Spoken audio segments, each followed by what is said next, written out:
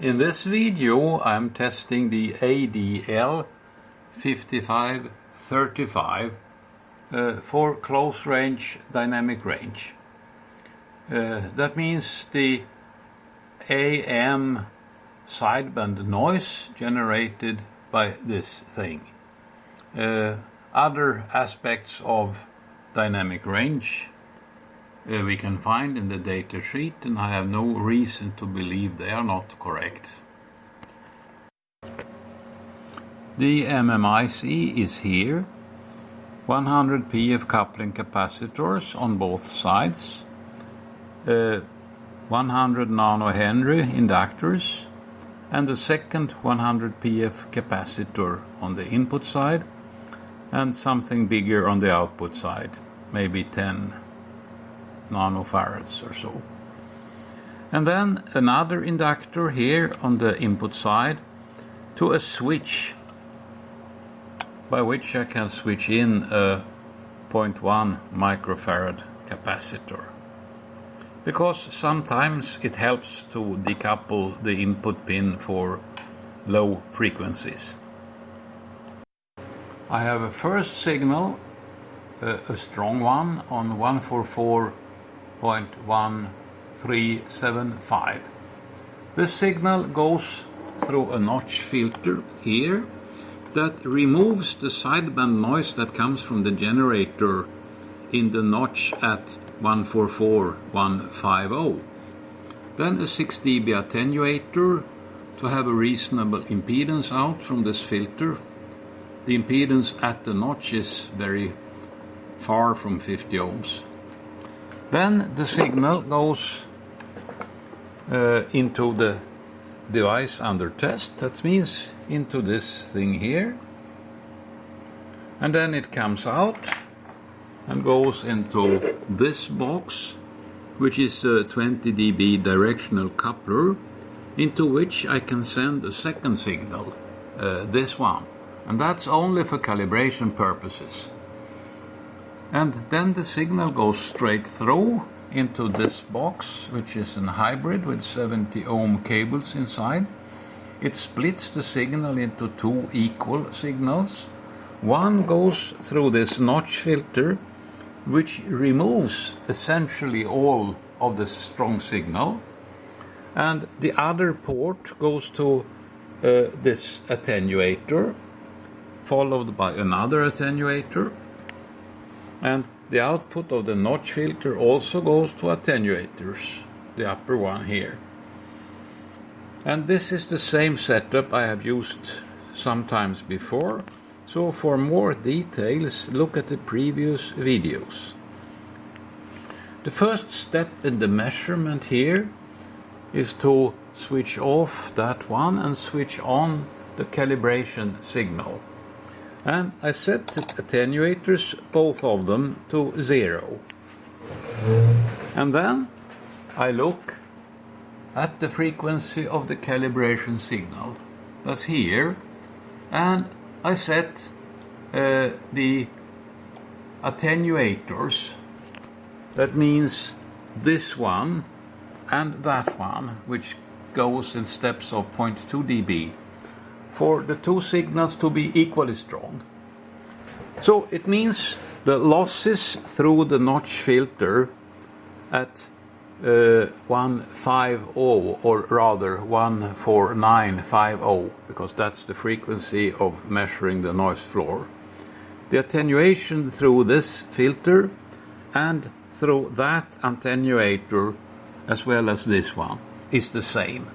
So I have the main switches, they are both now to 0, and then the two channels of this two-channel receiver, it's a WSE converter system with Delta 44 sound card. So now it's calibrated, I can switch this one off, and I switch on the strong signal. And then, of course, I get full saturation.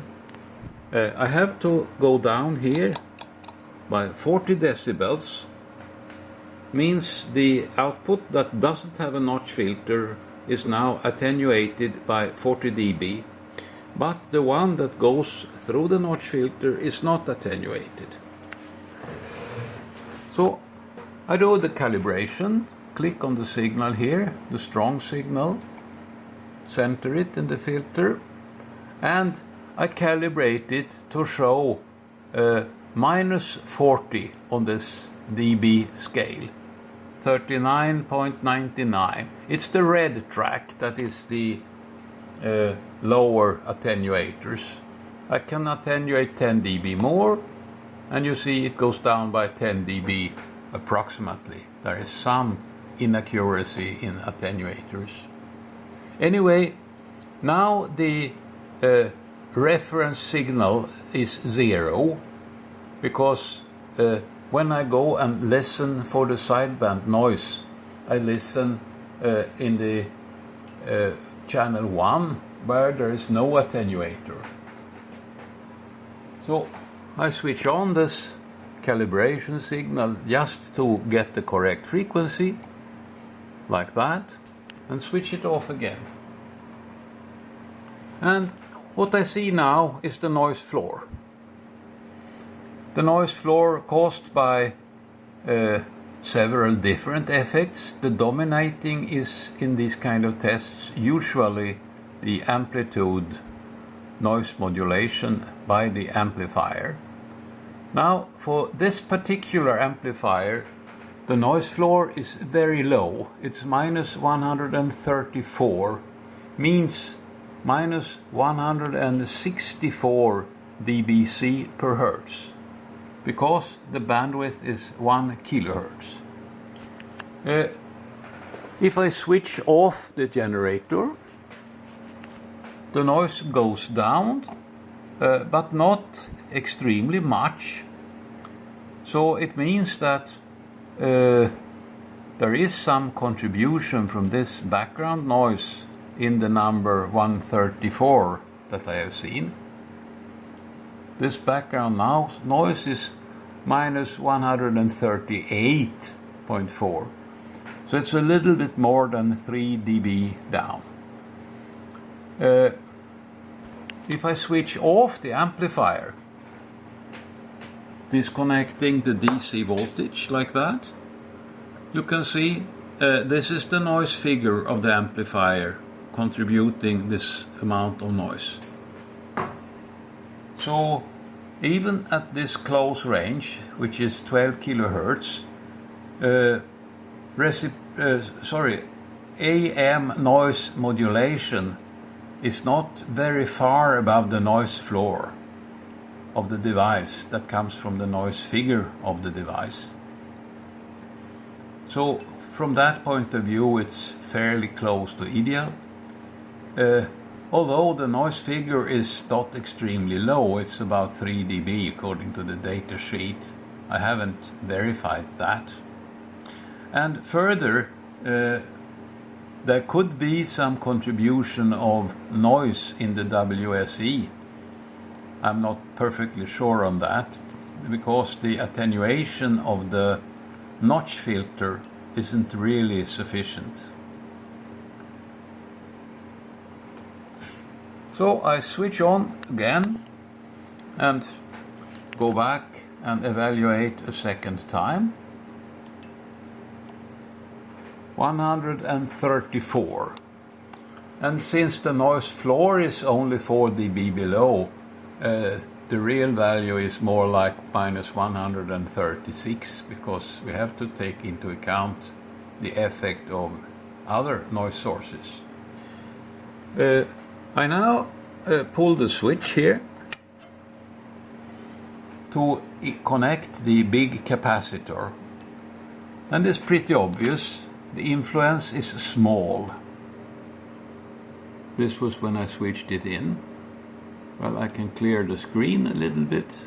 Oops. And read, what is it? -134.3. And I don't remember what I had before, but I pull the switch again to remove that capacitor. And I have to wait. And I wait a little bit more. You can see I move with the mouse cross so I know from where to read. 134.3, and now it's 134.0. So the capacitor gives an improvement by 0.3 dB. So this particular device doesn't really need a low frequency decoupler. And performance is the best I have seen so far in terms of AM noise. But there are many amplifiers I have never tested. And this is adequate. I don't think we'll need more than this, because this is well in line with the best performance we have on good HF receivers. The test is done at a power level of 16.8 dBm. If I go above this level, the noise increases significantly, and I can also see that the current through the device goes down. It goes into nonlinearity. I increased the signal level in steps of 1 dB. So we had 16.8, 17.8, 18.75, 19.5. So it gives a little bit more than the 18.9 at the 1 dB compression point, but it's not wise to run this amplifier at this power level for noise reasons. So here is the noise floor at 16.8 dBm output power, and I increased the level by 1 dB. And the noise goes up by 1 dB. I thought it was more, but well, now I go up 1 dB more. And you can see here we have a significant increase of the noise, and then again 1 dB more, and the noise goes up very much. So about 17 dBm, that's the power level to extract from this amplifier. But if I connect the big capacitor like that, it becomes a little bit better, but not enough to be satisfying. I can try a really big capacitor, an electrolytic.